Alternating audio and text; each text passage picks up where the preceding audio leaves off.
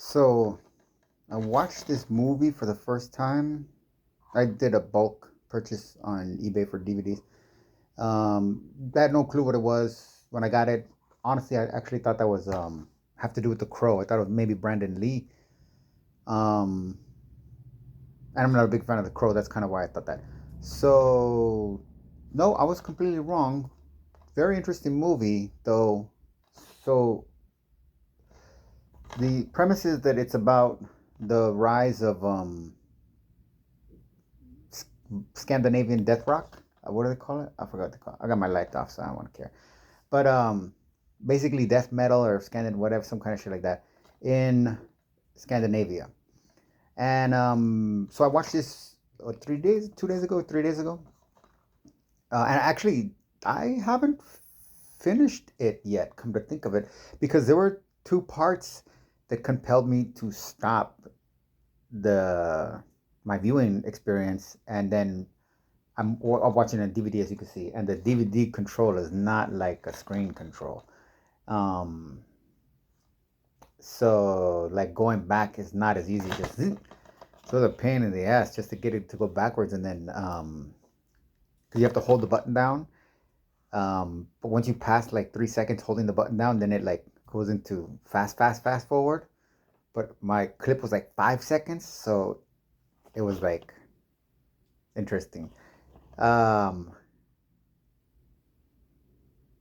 anyways, and there's clips that I still want to get, and I had to stop because I was like, it had a lot of critical, valuable information, and there were some parts that were rubbing me the wrong way that I didn't want to look up while I was at that point, while I was watching it. But I mean, when I stopped, I had to stop. Um, and I forgot what point it was that I stopped. It was a recording. Oh, it was a recording of because just the night before I had watched for like 10th, 15th time Clerks 3, which has sadly, nostalgically become a therapeutic type movie in my life. But what stood out to me this particular time was during the funeral, how the not the funeral, but at the hospital, the way the Christian converts to Satanism, and then they have to act out they say the satanic role, and they're still not really evil because they don't know. They're just like, well, like the part where he says, I well, and I know Satan wants me because I'm a virgin, and the guy's, well, what do he want you for? He's like, I don't know, evil, probably butt sex, but he's so innocent that he doesn't have any concept of evil, but he's trying to act it out by emulating the projection of evil that has manifested from the Judeo-Christian Islamic world, the cult of Abraham. So that stood out to me, but it was still like, I mean, again, it's nostalgic and therapeutic, so I'm trying to cover up the fact that I get this kind of literally. I'm not lying. This is the what I mean by nostalgic. This is the for, and I hate that it's that movie. I don't know why it turned out to be that fucking movie, but it is. So it gives me this sensation, and to cover that up in my machoism, I try to intellectualize the experience by analyzing it, even though at the base, all I'm really doing is just through visual stimulation. Actually, it's not even that. This whole thing is just visual stimulation. I'm getting this sensation, hormonal experience. Okay, so is that creative?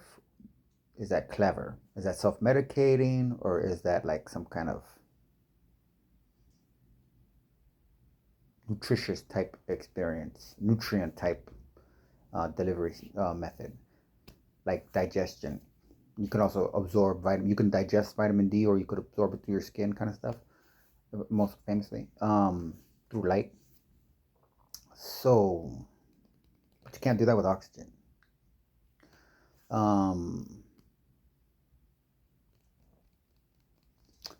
so in the movie, Oh, the scene that and then so I'm watching this, and then I'm telling you these parts. I wanted to stop it in the beginning, and I was like, okay, Tim, just pass through this part because it was a gold. I could, in my world of video notes, it was a gem. And then I got a little bit further on, and then it said another one, and I was like, oh my god. And then then my spidey senses started going off. My goyim senses started going off, and I started looking at this movie, and I was like, wait a minute, am I seeing this act out? I mean, I see it on the I'm seeing it on the scene in the movie. It's part of the whole movie is self-explanatory. But then but it's again, it's what is it? Who is it? Who is it?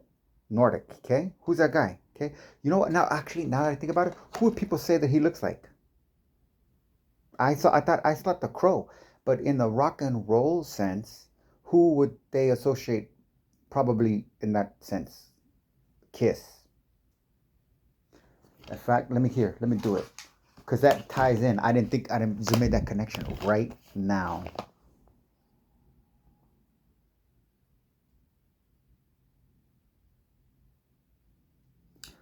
Kiss.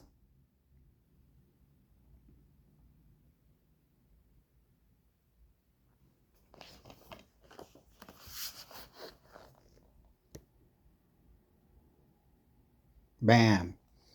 And what's the significance of that? Is because I'm telling you, this is no bullshit. This is real life. I was like tripping out, like, hey man, is this? I made a whole thing about this guy because this is what they literally do.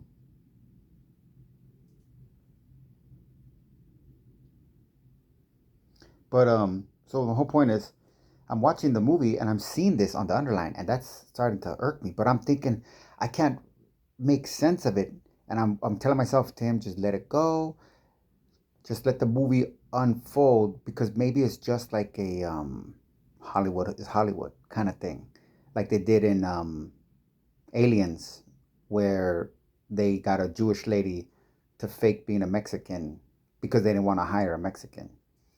Um, which is funny because in that whole universe, the Get Back, they actually had a Get Back. This is crazy how weird art artists communicate, if you want to call it that, across time and space and shit like that. They're not even really communicating with each other, but they're just sending messages and randomness, but it's in response to something. But it's not really a direct response. It's just a random response. Um, was in the movie Predators.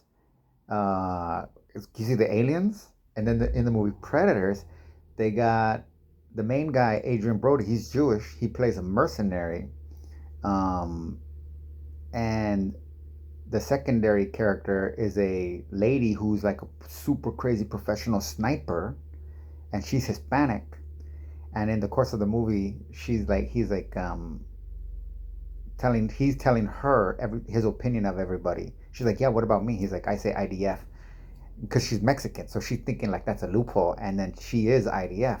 And they even re-show that because there's a scene too, because IDF have a reputation, so to speak, of not being willing to be taken prisoner, and that goes with you save the last bullet for yourself. It's supposedly part of the training so that you don't get taken hostage, because if you get taken hostage you could be used as a bartering chip. It's not necessarily about the information, it's about the bartering chip. So in Predators, so okay, aliens got in trouble because they did that, right? And there was a lot of flack, and they said, oh, we're sorry. So then Predators does it with the reverse, and then they even go, I think, with a little bit step further in showing that, like when the IDF girl is being chased down by one of the alien dogs and it's about to kill her. She shoots its rifle. Her rifle runs out of bullets. She takes out her gun. She goes ba ba ba ba ba, and she seems to empty the clip, but she's IDF. So the next scene is she puts the gun to her temple, and the guy in the tree yells no, because he's like, what the who would do that? And the guy in the tree is a freaking serial killer pretending to be a doctor. That scene as art is so amazing. So, anyways, um, but then another one, then I can't think of another one, and it doesn't really matter. But the whole point was, so I'm thinking like, okay, maybe it's one of these situations because I got to the point where, look, I'm making this video because um I didn't realize how defensive I am of Scandinavian people. I mean, I'm 70% Swedish, but I mean, um, I've never really identified with it, if that makes sense. So,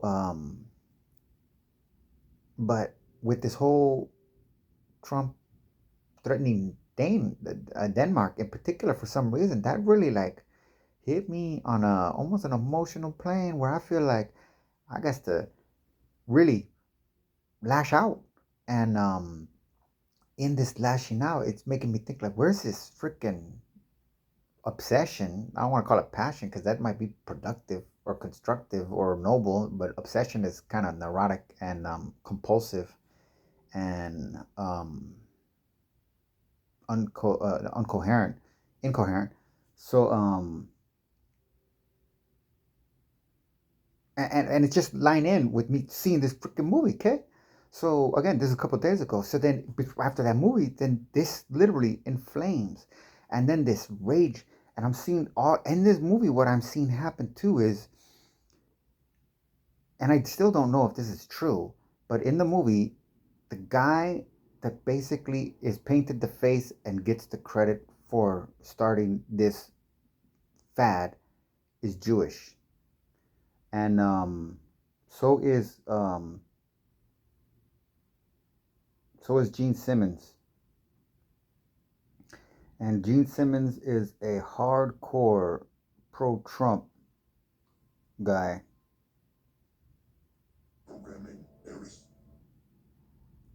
And he uh, he has come out hardcore in support of Trump and in saying other really crazy stuff. Many times, the whole country's a fortress. When I first heard this story, I still had the same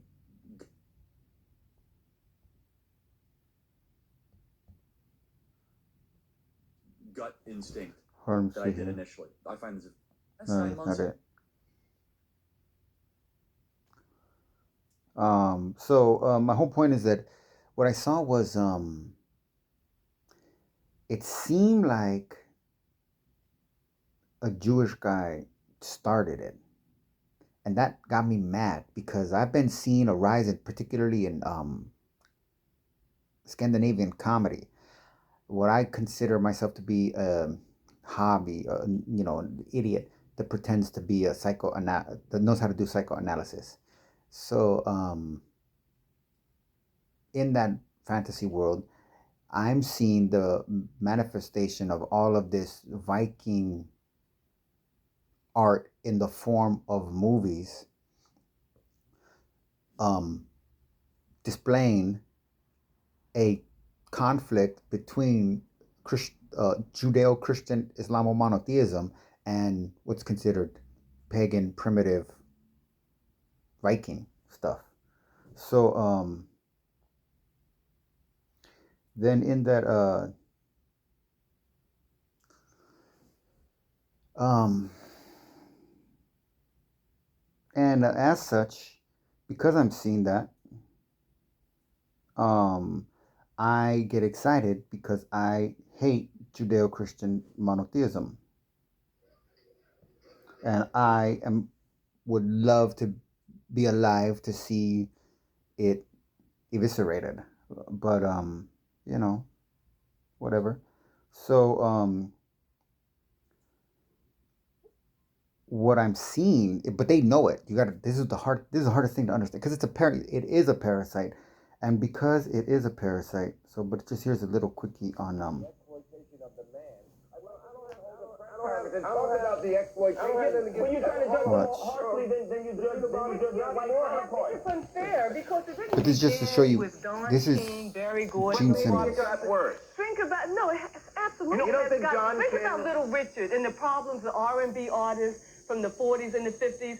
I mean, they were cheated. What you have when people put on their careers. They were legally cheated. You're right. And then today they're still legally cheated, but they have unequal bargaining positions. No, you're right. Listen, there is such a thing as legality, and then there's morals and ethics. This is Unfortunately, Jew morals speak. and ethics are not entirely the same See, thing. she doesn't know. So She everybody doesn't has understand to do their him. own He's due speaking Jew diligence. speak. Unfortunately, the more educated are going to have an advantage when they talk with somebody who's uneducated. And if I want you to sign over the show right now, where I can own all the masters, See? there's nothing wrong with that, Bill. You should be able to do that, and I should be able to own everything. This is what they call a corporate society. Over, you will. That's what they call a corporate society, because everything is for sale. Nothing, there is no sense of ownership. That's parasitic in nature. You sure how that works out?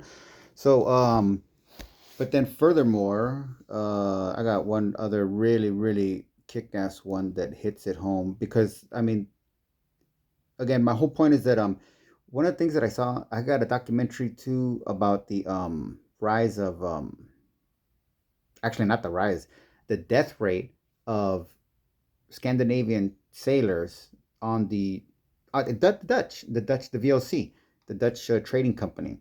I believe it's the 1700s, and it's something like 45% of the motherfucking Vikings that got on those ships died on those ships as a result of the deplorable conditions that the corporate manifestation that entered post 1492 had culminated in Scandinavian culture and turned an egalitarian society into a corporate society, in which when you were on a Viking ship pre-entry of this corporate psychology, it was egalitarian. I mean, the main guy didn't row, but actually, I don't really don't. I don't know how Vikings determined rowing, but I'm gonna call it a hunch and say that whoever their top guys were, they probably didn't row. And they even no, I don't. They didn't really have an engineer force specialty like that. They were all berserkers. So I don't know, but for the most part, it was egalitarian. And when you get like this, when you got on the boat, the only chance that you had, and you had a very low chance of dying because of the effectiveness of the strategy that was being employed by the group, because the group was taking the entire group in interest. Even if there was a superior individual leader, his primary emphasis was not self-preservation, so he wasn't using the guys as pawns to accomplish his goals. They were all individually pursuing a individual goal that would culminate in some type of organized aftermath. But in the meantime, it's a fun game. That was an important thing that gets lost in the whole berserker thing that is coming out now, that I'm seeing coming out now, is the berserkers. It was a state of being, but I don't think it was a state of being like we see it.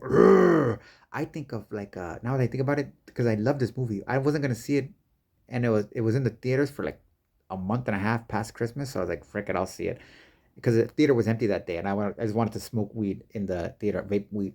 So I went to AMC and saw Violent Nights, the Christmas movie, and there's the scene where the Santa Claus is like a Viking figure, and he has a sledgehammer, and he goes against troops, and the way he's fighting them is like ballet type thing, and it's comical.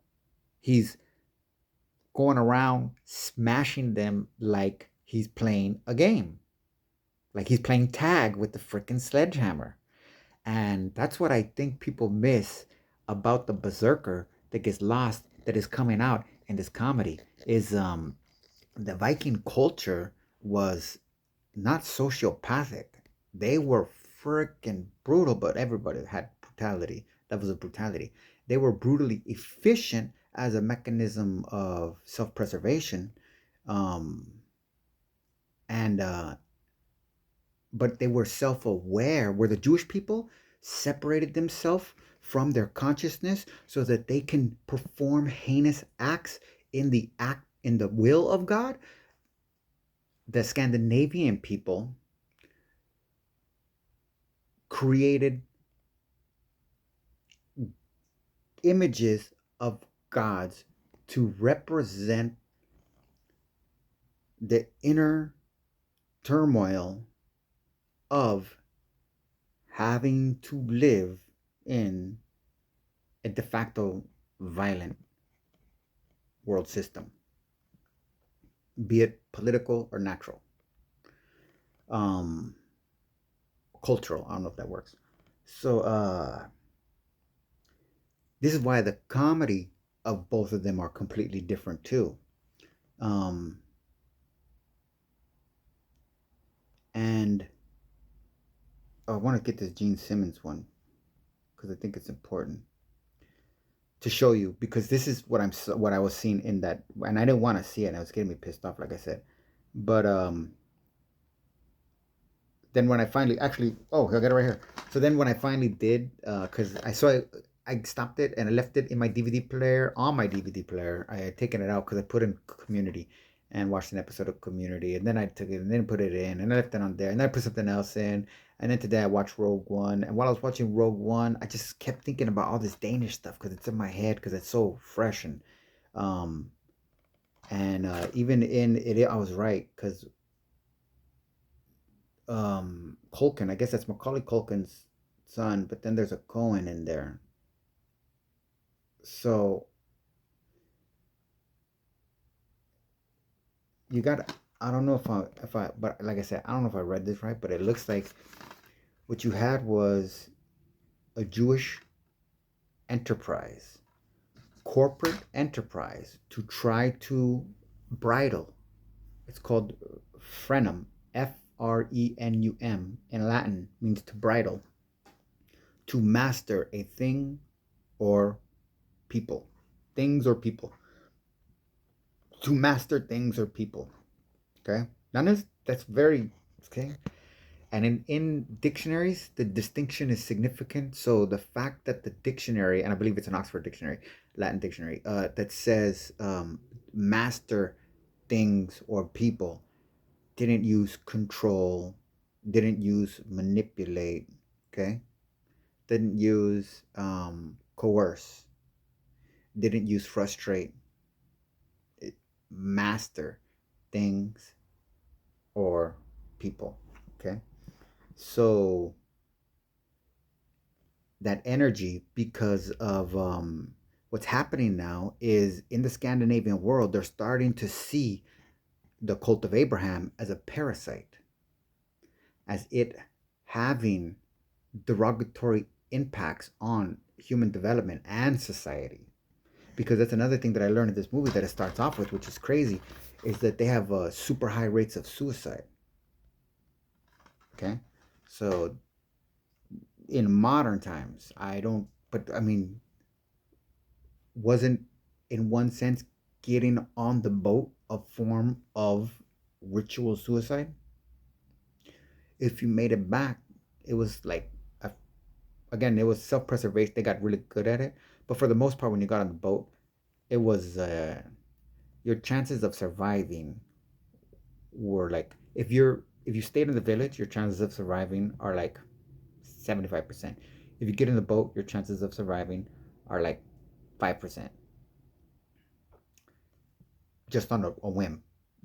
It's just the Vikings broke that system because 95% of the time they came back.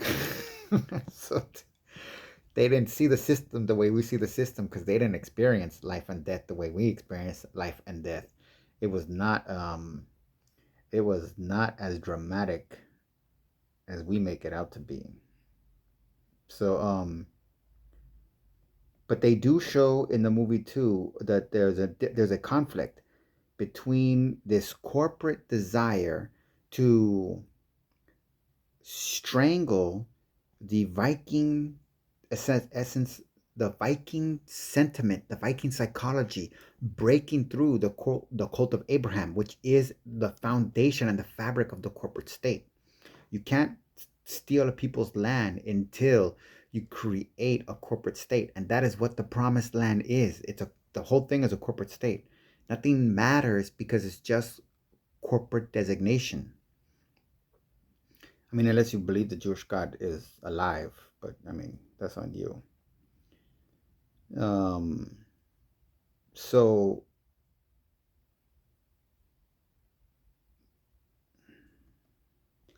then, like there's a kid in it that oh, and then that's the other thing too. So the devil worshiping thing stood out to me because what the Jewish kid is doing is the same thing that Gene Simmons did. And that's what I'm trying to say. That's why I have to make this video. I don't know what I'm freaking doing. This is working out. They tried to convert it into the cult of Abraham terms by packaging it as devil worshiping, by associating being a Viking, a pagan, with being a devil worshiper. That is the power of Jewishness. And that is the weaponry that they fucking do. And this movie is a perfect example of it. And I don't even think they know what the fuck is going on in the movie. Because I'm the smartest person in the motherfucking world. But other than that, I just am very creative and I make stuff up on a fast pace. So, but sometimes I get so fast that I lose it. And when I do, I mean, I don't know if it makes it back around. But if it does make it back around, by the time it does get back, I already find it probably to be a new idea. So I'm always in the state of discovery, which is a very traumatic place to be for most people, I realize. But I guess it does affect the way that I function in society. I mean, I'm okay with that. Okay, so what was I looking for? The Gene Simmons. Why can't I find his thing? Kiss.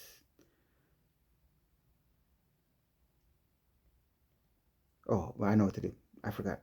Anthrax.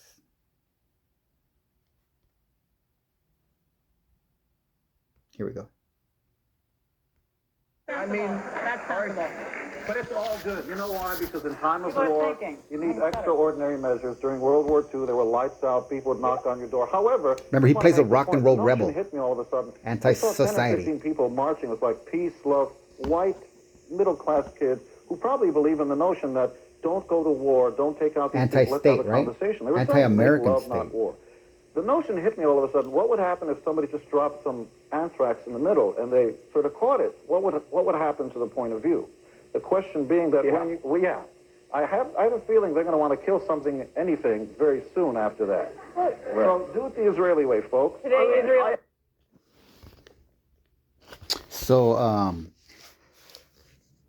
the important thing to note is that another thing that just came out yesterday was that that I saw for the first time was that it was the Danes that died at the highest rate of killed in action after 9/11 when they responded to the Article 5.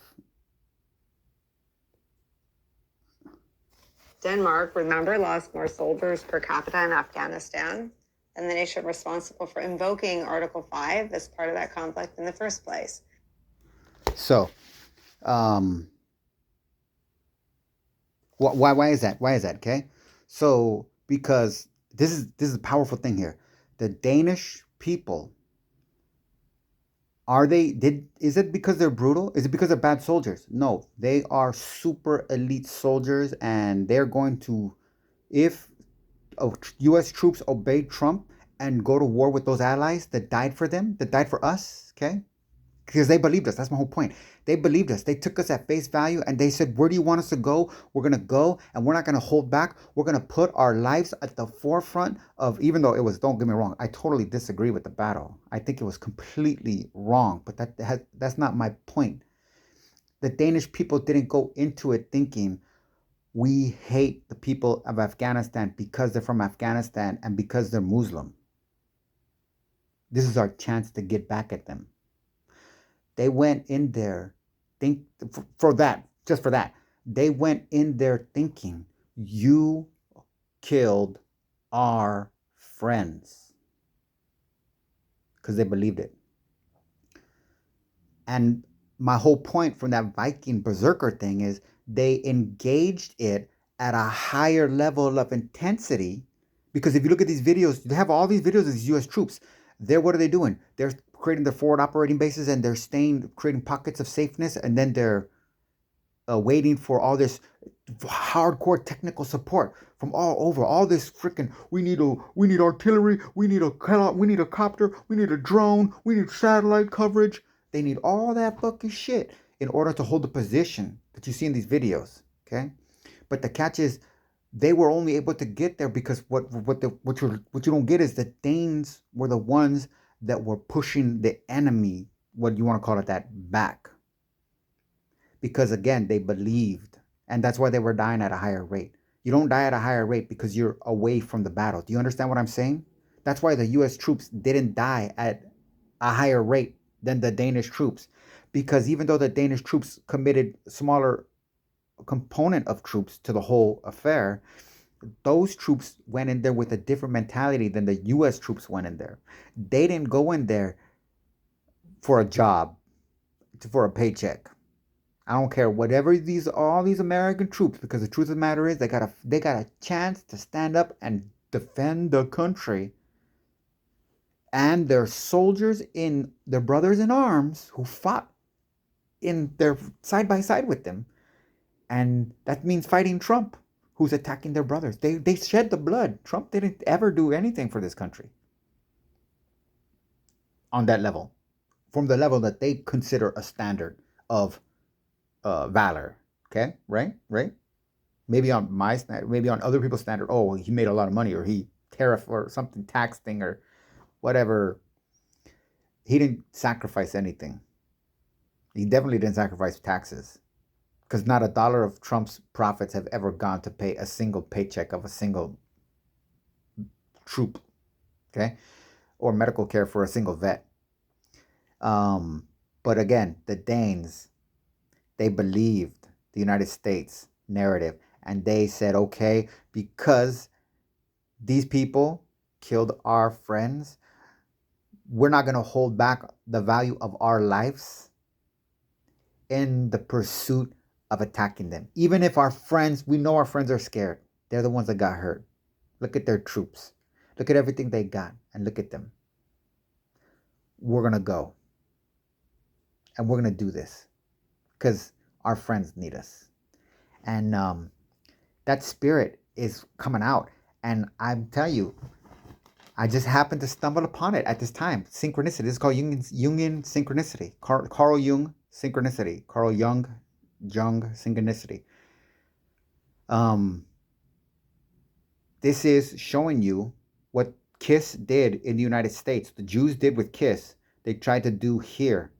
And what is that? They tried to associate the magnificent, healthy, constructive, wonderfully vibrant, vital, artistic, individualistic, not individualistic, but individual. It helps form individual identities within the fabric of all of reality. A Viking isn't a race necessarily. It's a position, it's a role. And that's all we can really have in this life. Roles. Identities steal the vitality of life from us because we spend all of our energy trying to maintain the identity. A role, you know what? That's what you could be a Viking. You can play your role and have fun with it in any situation. You can have fun. I mean, it's like the movies make it out to be. Not in a sadistic, and these new troops, these American troops, if they're doing it, they got to be like, that's what they need. That's what I mean. They corporatize it. They try to turn it evil. They try to turn it into aggression and shit like that. It's deeper than that. In the Viking culture, that's the Jewish idea of it. That's what I'm trying to say. Jews don't understand the Viking psychology, but they understand it's a threat. And this fucking movie surprisingly shows. And that goes back to the whole thing is that VLC thing where they were dying at 45%. That was Jews ran the corporations. And when you understand the model that was implemented for getting the Scandinavian boys onto those ships, you will see the same machine that is employed in Hollywood today to get the starlets onto the casting couch. And with the but the catch is the starlets. That's what I mean is they got more efficient. It was a 45% death rate. Think about that. If 100 Scandinavian boys joined a ship, 40 joined 100 ships, one each. Out of those 100 boys, 45 of them were going to die just on the ship. Again, not about war. This was not their wartime. They said not going to get shot. There were other ones that were going to die from the war, but they were just going to die from the conditions on the ship, run by their own people. And so this was the thing too is the interesting. The Viking is burning down the Christian churches. The Jewish, they're just an interesting dynamic. So the Viking is burning down the Christian churches, but again, the Jewish person is trying to brand it as Satanism, which if you take a bigger glance and you understand that Kiss was not a garage band manifestation, you understand that this was not a garage band manifestation as much as it can be traced to one, because the effort that was being made by one individual to corral the entirety of the psychic storm brewing in the Scandinavian psychology shows that no mere individual like Gene Simmons alone was behind the effort to infect the youth of the target society with the false premise that any type of their own personal pagan origin, religious origins, their own religious origins, pagan is a religion, right? Are evil and satanic. Okay? So very interesting. And so it's like how did I say this? Oh, what the corporate world is? This is why whole reason I did this, because I was trying to figure this out. Okay, so what Jews basically do is they create a membrane around. They get into a society and then they create a psychological membrane around it, which is a concentration camp existence. And then from there, they start picking off pieces of it by turning it into corporately held entities. And the more corporate it becomes, the more worthless identifying with the culture is. And then the more superior in that sense, the Jews use entertainment in order to project their continuity, so to speak. So that's my whole point. Plus, the Jews killed Dag Hammarskjöld because he was going to, him and Kennedy were going to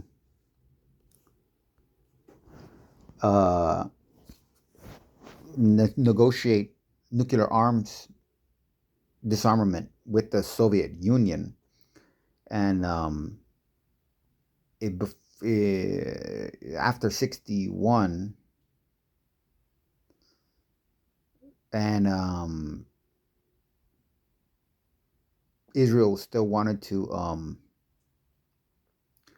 produce their nuclear weapons. They were just waiting for Kennedy to not be in office, one way or the other. It didn't really matter, before they could fully engage in their own nuclear ambitions.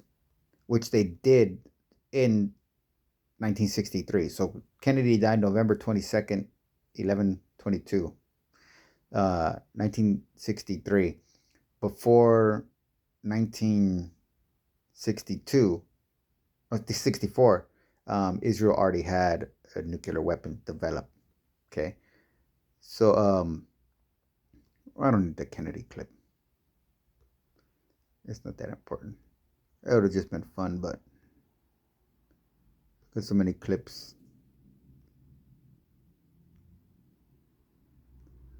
Doesn't even matter anymore. So anyways, that's my whole point to say.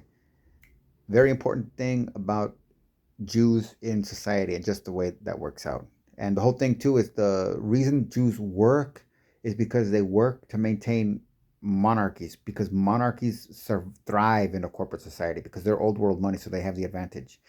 If you want to have a corporate society, if you want to employ the Jewish model of a corporate society in an egalitarian sense, step number one is literally you have to violently liquidate all royalty and nobility. That's it. And that's it. I mean, they call it chaos. They project it as chaos afterwards. It's a fucking smorgasbord. That's what it is. But as long as they're alive, they're going to have this ability of manipulation that you don't fully understand but are always susceptible to because of the conditioning that they go through and the sadism that they're inculcated to interpret to be affection. That right there is the key to the whole maintenance of their system.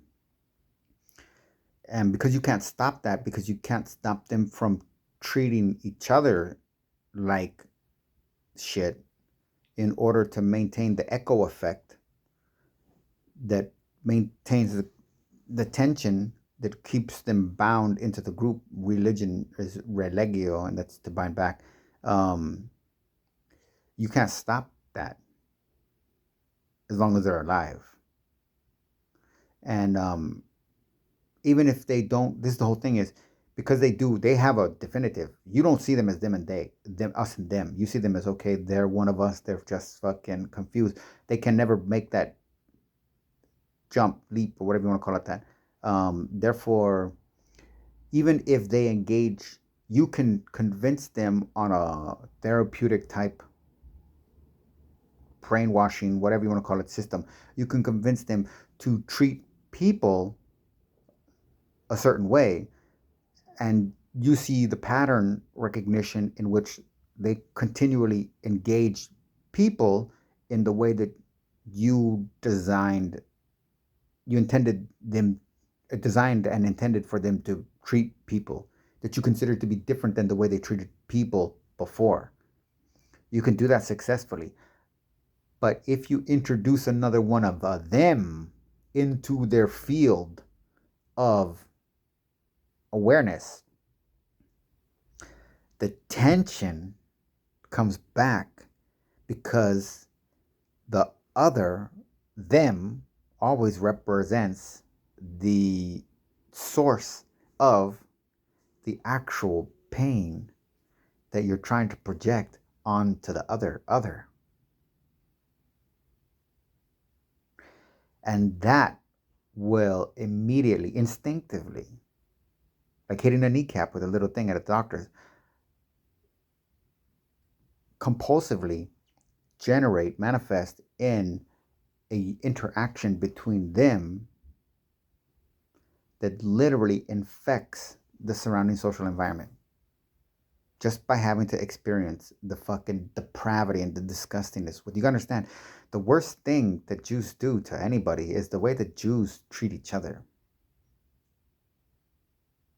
The suppression of individuation, of individual reality, of an individual sense of self-awareness, of natural human impulses, ever, is like you think it's worse than bullying is kid stuff compared to that shit.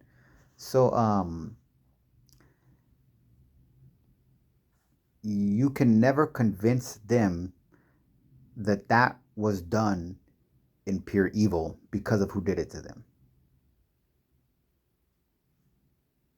Even if you can convince them, you throw other examples, that that act itself is deplorable, heinous, and sadistic in 100% psychological nature. There's nothing religious about it whatsoever, nothing spiritual. It's all about coercion, physical coercion, trauma. And even if you can convince the individual of that on a plane, like as a definition, if you had like files and you were showing them, okay, this one, oh yeah, that one's bad, boom, boom. And at the bottom of the stack, you had their file that had exactly the same situation with their parents, their family, their rabbi. And you get to the bottom of the stack and you go, oh, well, I mean, I don't think they knew. And that is it. That's not naivete. That's strategic self-preservation of the demon, if you want to call it the legion. That's how legion survives. And you can never therapize them because therapy takes participation. And again, I mean, it's true, but this is part of the whole mythology, the way it goes. But you don't get it. You can never get them over their fear of death. That's why they created their fantastical god, and as such,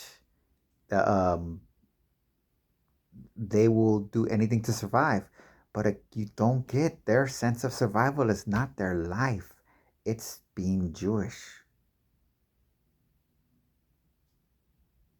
They will give their human life to prove to themselves that they are Jewish.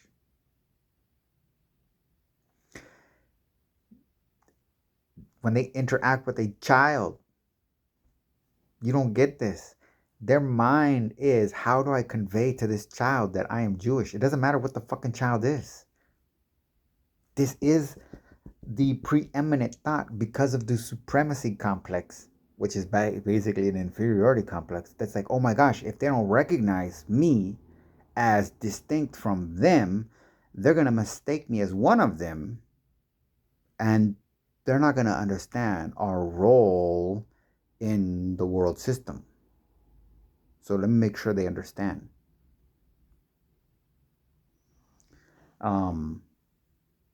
So, and I guess with that, that's that.